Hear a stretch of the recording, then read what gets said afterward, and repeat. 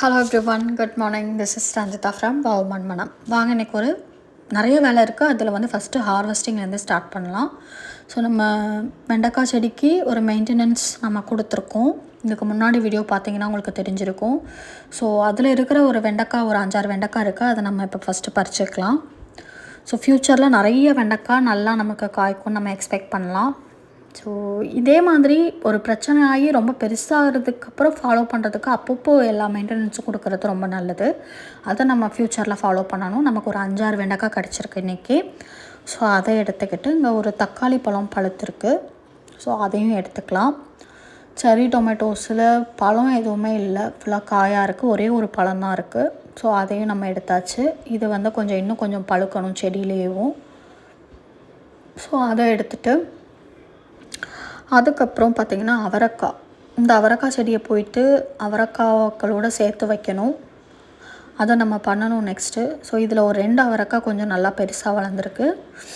So அந்த அவரைக்காவை நான் எடுத்துக்கிட்டேன். அதுக்கப்புறம் மற்ற அவரைக்காய் செடியில் அவரைக்காய் இருக்கான்னு பார்க்கலாம். ஸோ எல்லாமே கொஞ்சம் கொஞ்சம் பார்த்து எடுக்கிற மாதிரி இருக்குது. சிலது சிறுசாகவே இருக்குது, சிலது நல்லா வளர்ந்துருக்கு. ஸோ வளர்ந்ததை நம்ம எடுத்துக்கலாம், அதை முத்த விடாமல் எடுத்துக்கலாம். சிறுசாக இருக்கிறத கொஞ்சம் வளர்கிறதுக்கு விடணும். ஏன்னா அப்போனா தான் கொஞ்சம் அது சரியான பருவத்தில் நம்ம பறிக்கிற மாதிரி இருக்குது. ஸோ அதையும் எடுத்துக்கலாம். ஸோ ஏற்கனவே நான் 2 நாளாகவே கண்டினியூஸாக அவரைக்காய் பறிச்சிட்ருக்கோம். ஸோ அது ஒரு பொரியலுக்கு ரெடியாக இருக்கும். கண்டிப்பாக காய் தேவையான அளவு கிடச்சிருக்கும். ஸோ அதனால் அதுக்கப்புறம் பார்த்திங்கன்னா இங்கே காராமணி பீன்ஸு, அந்த பீன்ஸையும் பறிச்சிக்கலாம். ஸோ நேற்றுக்கு கொஞ்சம் பறிச்சிருக்கோம், இன்றைக்கி கொஞ்சம் பறிச்சிருக்கோம். 2யும் சேர்த்து ஒரு பொரியல் பண்ணலாம். ஸோ இந்த கொடியோட காய் எப்படி இருக்குன்னு இதுக்கப்புறம் தான் டேஸ்ட் பண்ணணும். அப்புறம் 2 கொய்யாப்பழம் இருந்ததில் ஒரு கொய்யாப்பழம் கொஞ்சம் இதாகிடுச்சு. சரி, அதையும் நம்ம எடுத்துக்கலாம். பார்த்திங்கன்னா இங்கே ஒரு புறா அப்படியே தைரியமாக உட்காந்துருக்கு. தலைக்கு எவ்வளோ இது இல்லை பார்த்திங்களா அப்படிங்கிற மாதிரி. நானாட்டுக்கு எடுத்துகிட்ருக்கேன், அது பாட்டுக்கு அது இருக்குது. பயப்படவும் இல்லை, எதுவும் பண்ணலை. அது என்னமோ லைக் அதுக்கு என்னென்னா நான் அதை டிஸ்டர்ப் பண்ணுற ஃபீலிங் போல். ஸோ கொஞ்சம் நேரத்தில் நான் அதை பறிச்சுட்டு நான் இங்கிட்டேருந்து போயிடுறேன் அப்படின்ற மாதிரி அதுக்கிட்ட ஒரு பெர்மிஷன் கேட்டு நான் அந்த இடத்துல இருக்கிற அவரைக்காவை பறிச்சுக்கிட்டேன். ஸோ இது அவங்களோட இடத்துல நம்ம அவங்கள டிஸ்டர்ப் பண்ணக்கூடாது. ஸோ இருக்கிற கோழி அவரை எல்லாத்தையும் பறிச்சுக்கிறேன். ஏன்னா இல்லைனா இது ரொம்ப மொச்சக்காய் மாதிரி ரொம்ப முத்திடுது கொஞ்சம் விட்டாலேவும். ஸோ இந்த கோழி அவரையில் ஒரு விஷயம் என்னென்னா, அந்த நுனிப்பகுதி நம்ம கட் பண்ணி விட்டோம் அப்படின்னா அது கொஞ்சம் நல்லா துளிர்த்து நிறையா காய் அப்படிங்கிற மாதிரி நான் ஒரு இதில் படித்தேன். ஸோ அதையும் நம்ம ட்ரை பண்ணணும். இந்த நுனிப்பகுதி எல்லாத்தையுமே கொஞ்சம் அப்பப்போ கொஞ்சம் ட்ரிம் பண்ணி விட்டு பார்க்கணும்.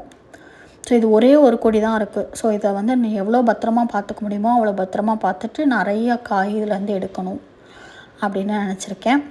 ஸோ அவ்வளோதான். நிறையா இன்றைக்கி இதுதான் நம்மளோட இன்றைக்கி அறுவடை.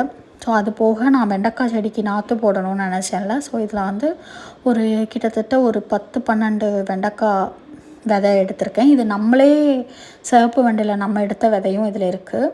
ஸோ இதில் என்னென்ன வெண்டை இருக்குது அப்படின்னு பார்த்தீங்கன்னா, சிகப்பு வெண்டை ஒரு கிட்டத்தட்ட ஒரு 7-8 விதைக்கு மேலே சிகப்பு வெண்டை, ஒரு 2-3 நீல் வெண்டை, ஒரு 2-3 யானை தந்த வெண்டை.